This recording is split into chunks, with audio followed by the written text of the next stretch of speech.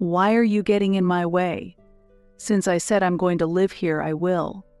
Take everything unnecessary outside and quickly bring in my stuff my mother-in-law ordered."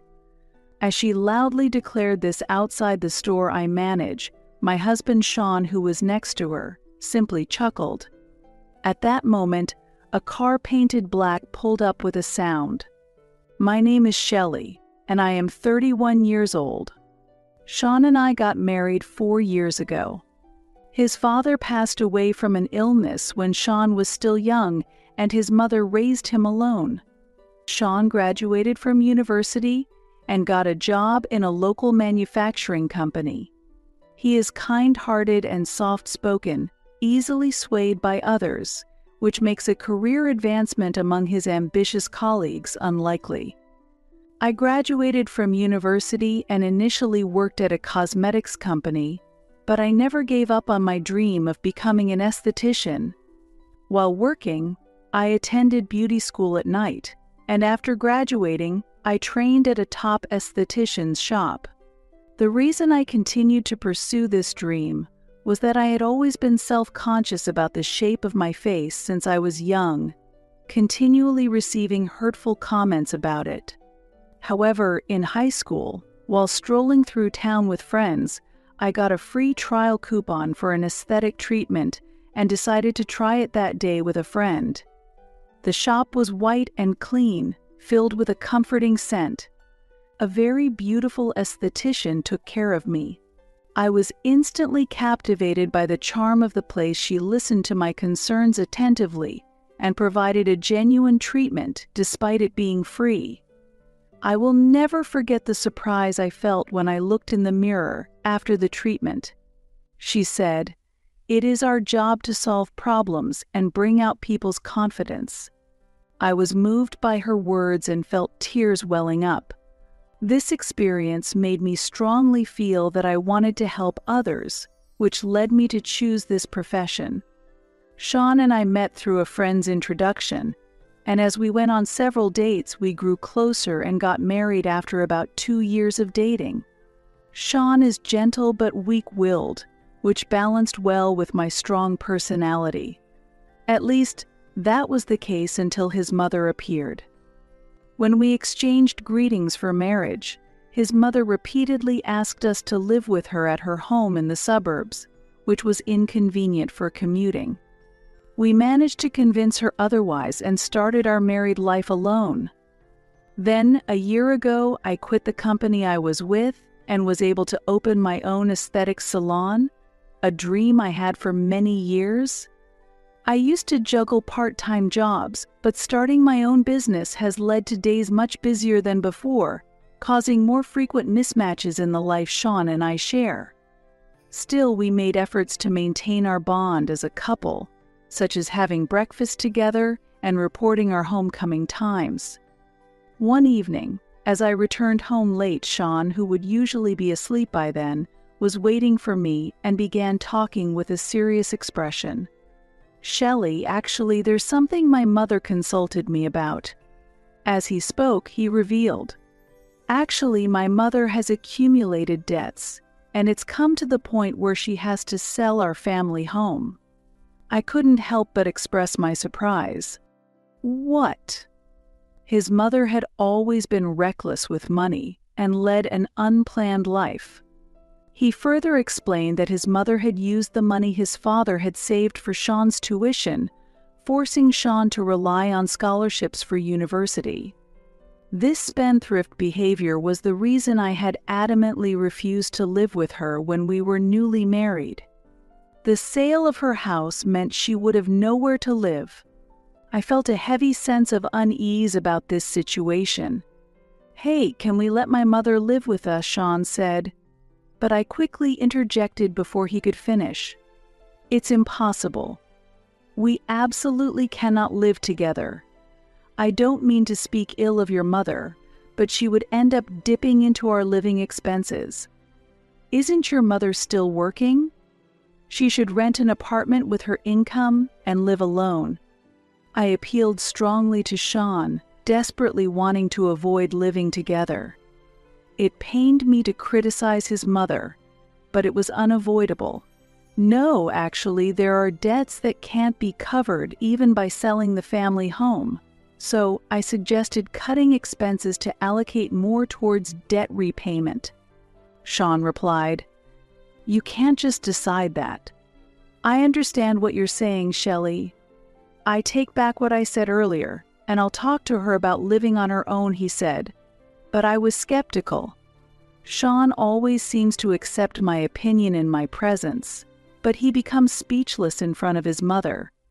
I was deeply anxious that his mother might eventually force us into living together. Sure enough, the next day, I received a call from his mother. "Shelley, this is terrible. Do you really dislike the idea of living with me that much? I held back when you two first got married, thinking you were both newlyweds, but this time it's unavoidable. I'm about to lose my home. Even if we're not blood related, what kind of cruel daughter-in-law are you to abandon a mother?" My mother-in-law vehemently criticized me. "I'm sorry, but I must oppose it.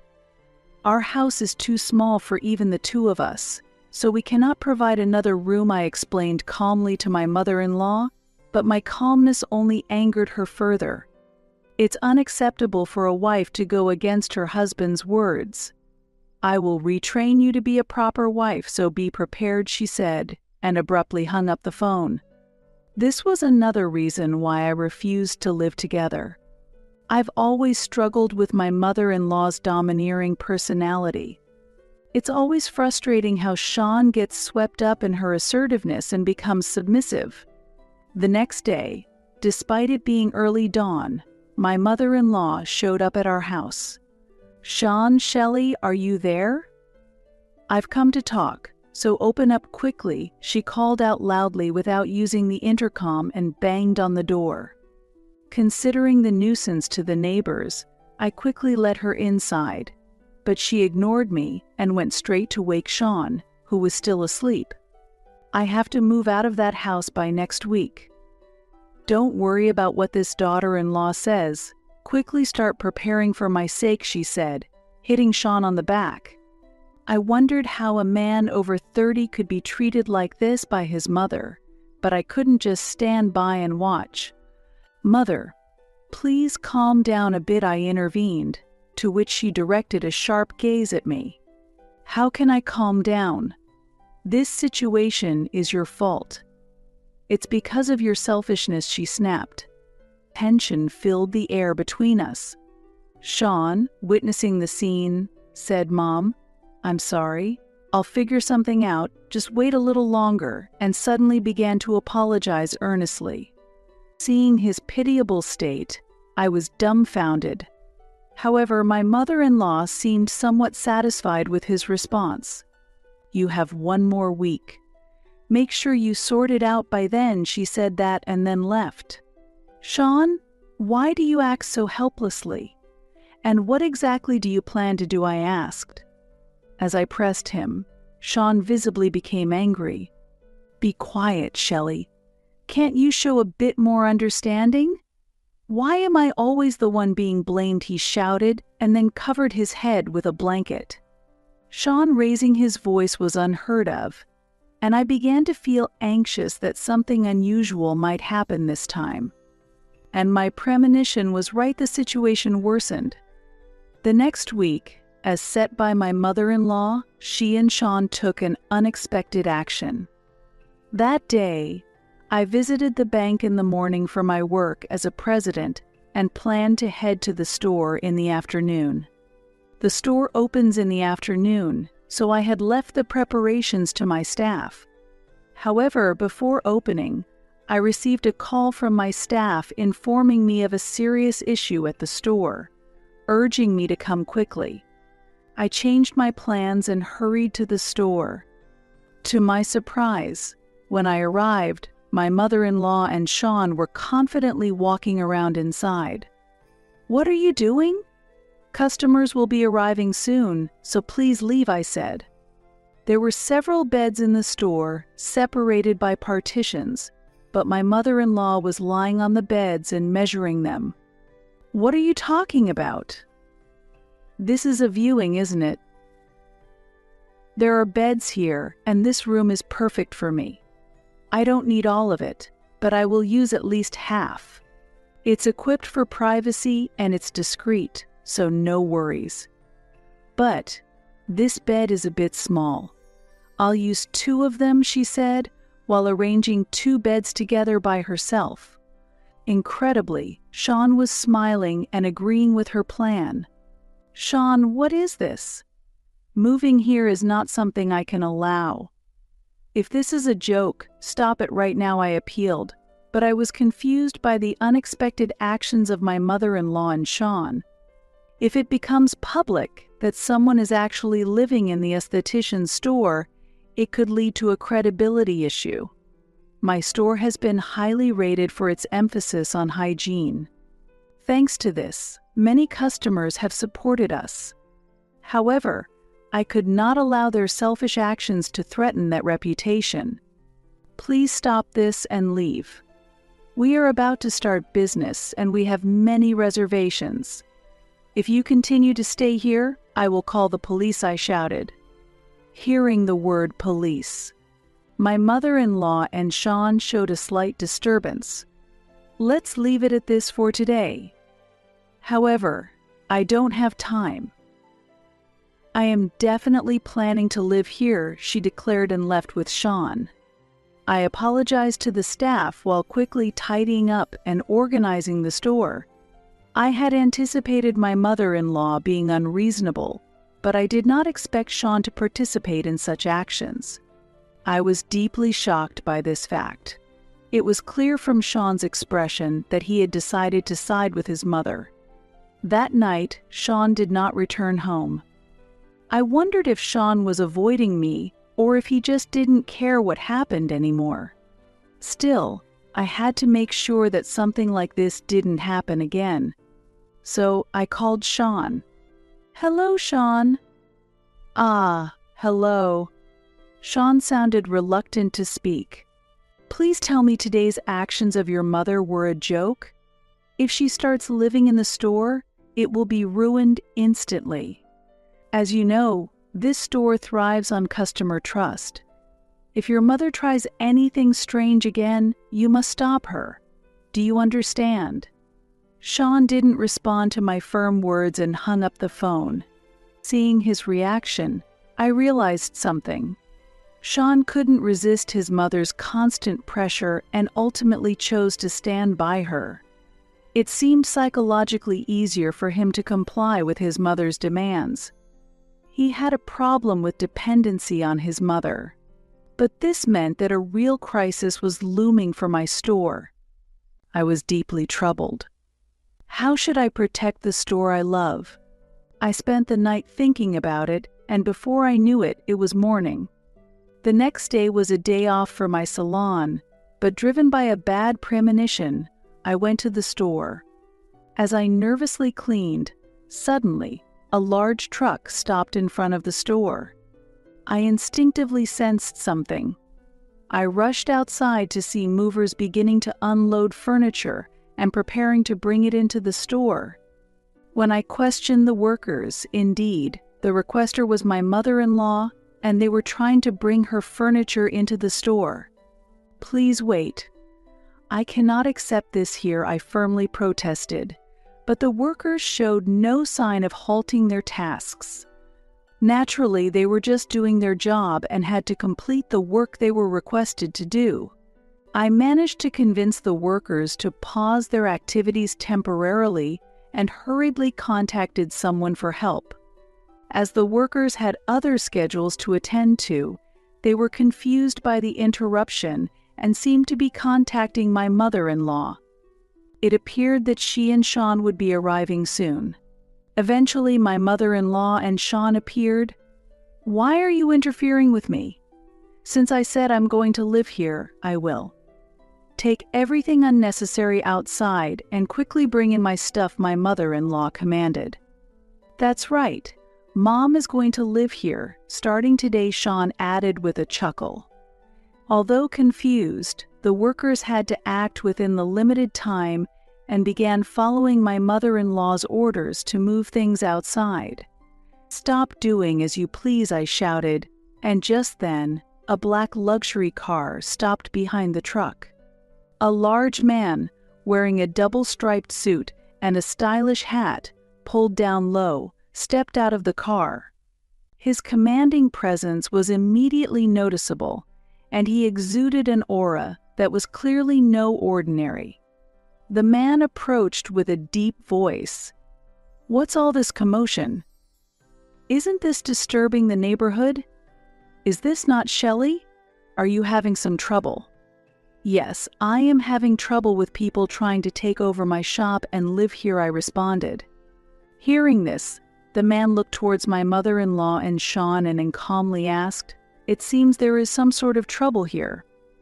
Is there a reason for this?" Overwhelmed by the man's presence, my mother-in-law mustered the courage to retort, "What are you talking about? Don't meddle in family matters. This woman is my daughter-in-law, so what's the problem with moving into her house?" At that moment, the man gently removed his hat and said, "I see. That's what this is about. My daughter has always been well taken care of by you. I hear about it often." "Sean, it's been a long time," he said with a warm smile. "Father-in-law." Sean stepped back in surprise. This man was, in fact, my father. His appearance was far from ordinary, and Sean had always been intimidated by my family. We didn't have a wedding ceremony, only a meeting between the families, and since then, my father and my mother-in-law had not met. At the meeting, my mother-in-law and Sean were so intimidated by my father's presence that they left hastily without much conversation, and it seemed my mother-in-law did not remember his face. "Father-in-law? Ah, it's been a while." My mother-in-law was sweating profusely. "No, I haven't said anything significant. I just brought over some belongings because I thought I could live in Shelley's shop. I haven't caused trouble for anyone," my mother-in-law explained to my father, while urging the workers to continue. "You intend to live here?" "I can't permit that," my father said sternly. "I own this building. The first floor is rented out as Shelley's aesthetic salon, and my daughter and I have a formal contract as the landlords and business operators. It is not permitted to use this place as a residence. If violated, you will need to vacate immediately." "Shelley, unfortunately, I have just witnessed a violation. According to the contract, you must vacate immediately." My father's gaze was piercing. I, too, can feel the overwhelming authority in his eyes. "I understand. I cannot make any excuses for this violation. We will vacate immediately," I responded. My father nodded heavily and turned his gaze to my mother-in-law and Sean. "As you heard, I have just agreed with the tenant to terminate the lease. If you enter here again, I will have to call the police as you are now outsiders. Please leave this place. We will now proceed with the lease termination." Saying that, he led me inside the shop and we closed the shutter in front of my mother-in-law and Sean. My mother-in-law and Sean stood there dazed for a while, but soon I could hear them arguing with the movers. As I listened to the sounds, the movers, needing to rush to their next job, eventually left the belongings on the roadside and departed. "Sean, you handle this. For now, bring it to our apartment," my mother-in-law instructed. Sean, following her orders, hurriedly arranged a rental car and began transporting the belongings to our apartment. Watching through a gap in the shutter, I said, "It turned out just as expected. They're heading to our apartment.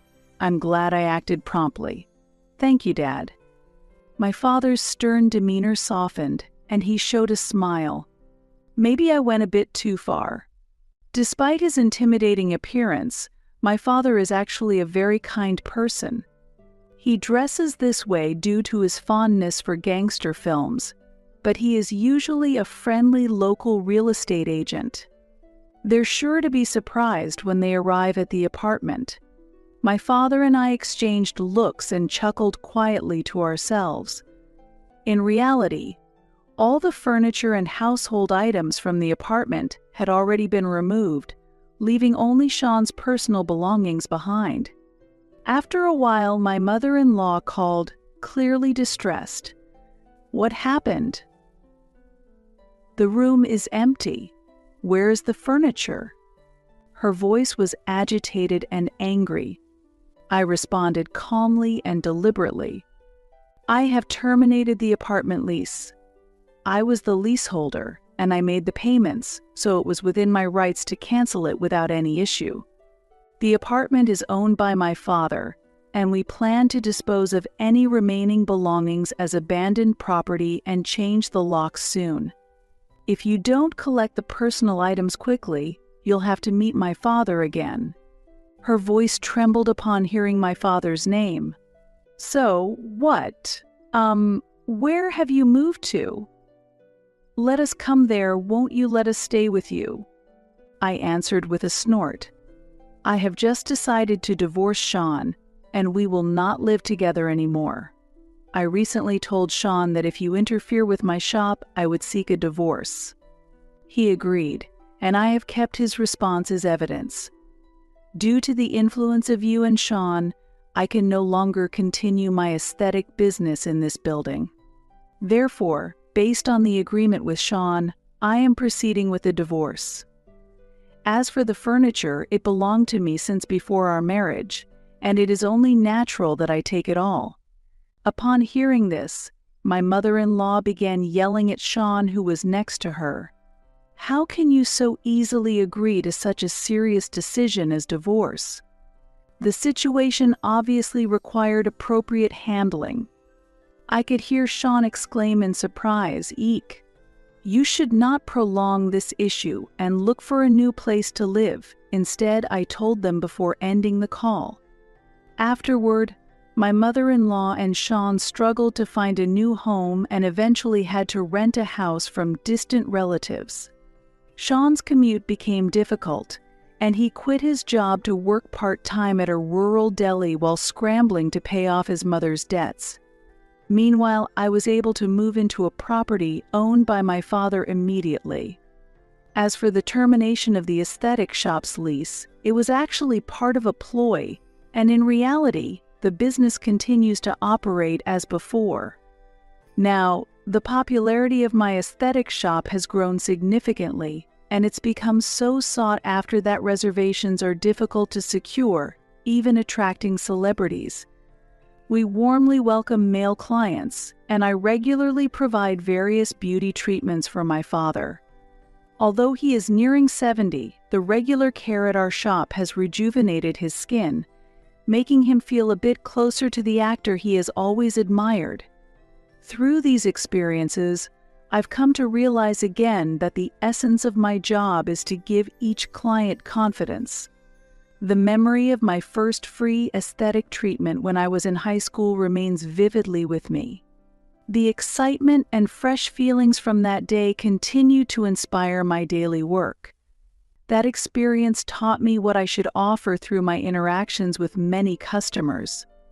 I also think about Sean occasionally. If he had more self-confidence, perhaps a different future could have been possible for him. Despite being so close to me, it was difficult to provide him with the right support. His situation has taught me how challenging it can be to offer objective help due to closeness. If, in the future, Sean visits our aesthetic shop, I plan to interact with him impartially and spare no effort in supporting him to maximize his potential confidence. If I can give him the courage to take a new step forward, I believe it would be profoundly meaningful,